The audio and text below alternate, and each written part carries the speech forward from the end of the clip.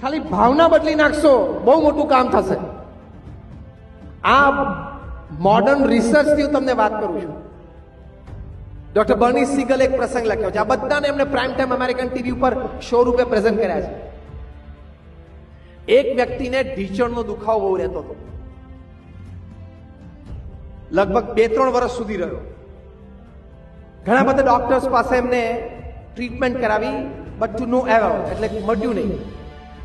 ન્યુયોર્કમાં અને લંડનમાં 2 ઓપરેશન કરાવ્યા, તો પણ ઢીંચણનો દુખાવો મટ્યો નહીં. પછી કોઈ એને કહ્યું કે તમે કોઈ સાયકેટ્રિસ્ટ પાસે જાઓ. તો કે આવું કંઈ ગાંડો નથી થઈ ગયો કે સાયકેટ્રિસ્ટ પાસે જવું, આ મને ઢીંચણનો દુખાવો છે. તો કે આ બધા ઓપરેશન ને દવા પછી નથી મટ્યું, તો તમે જાઓ. અને સાયકેટ્રિસ્ટ પાસે ગયા, અને સાયકેટ્રિસ્ટ તો તમારો ઇતિહાસ બધો પૂછી લે, છેક છઠ્ઠીના ધાવણ સુધી બધું પૂછી લે, અને પછી નિદાન કરે. એમાં સાયકેટ્રિસ્ટે પૂછ્યું કે તમને કોઈ વ્યક્તિ પ્રત્યે રાગ દ્વેષ હોય, કઈ ઈર્ષ્યાનો ભાવ હોય, તમારી લાગણી દુભાણી હોય, એનો તમને સ્ટ્રેસ રહેતો હોય, એવો કોઈ જીવનનો પ્રસંગ છે? ત્યારે આ વ્યક્તિએ કહ્યું કે હા છે. મેં મારા મોટા ભાઈને $5000 આપેલા, અને મારો મોટો ભાઈ ફરી ગયો કે તે મને આપ્યા જ નથી. એટલે અમારા સંબંધો અત્યારે ઓછા થઈ ગયા છે, અને મને સતત મનમાં એમ રહે છે કે મારો ભાઈ ફરી ગયો અને $5000 માટે.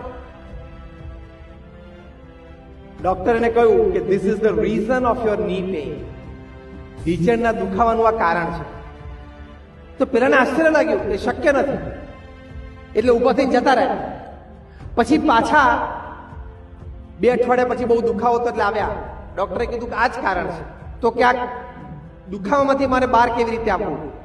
ડોક્ટર એને કહ્યું, હવે સાંભળજો બરોબર, કે તમે તમારા ભાઈ પાસે જાઓ, $5000 લઈને જાઓ, અને એને કહો કે મેં તને $5000 નથી આપ્યા, મેં બીજા કોકને આપેલા, મારાથી ભૂલ થઈ ગઈ, અને મેં તમને હેરાન કર્યો બદલ હું માફી માંગુ છું. આ બીજા $5000 તું રાખ, અને મારે આ જોઈતા નથી.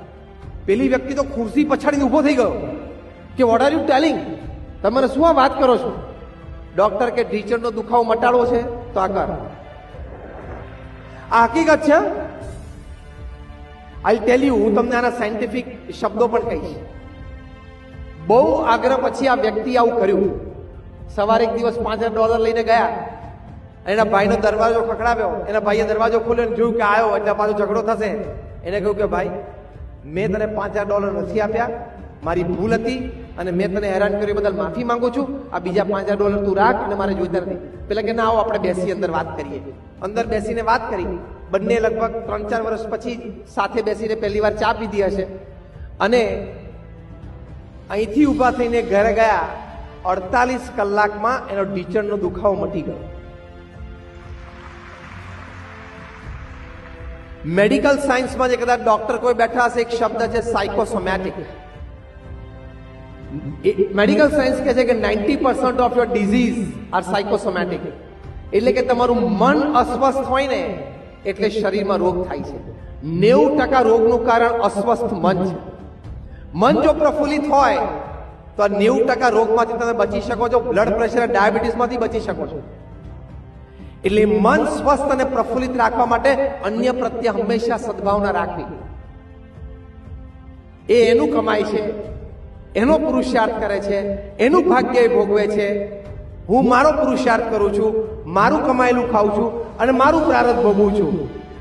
Late him leave, let me leave, let him progress, I also progress, let him be happy, I also be happy.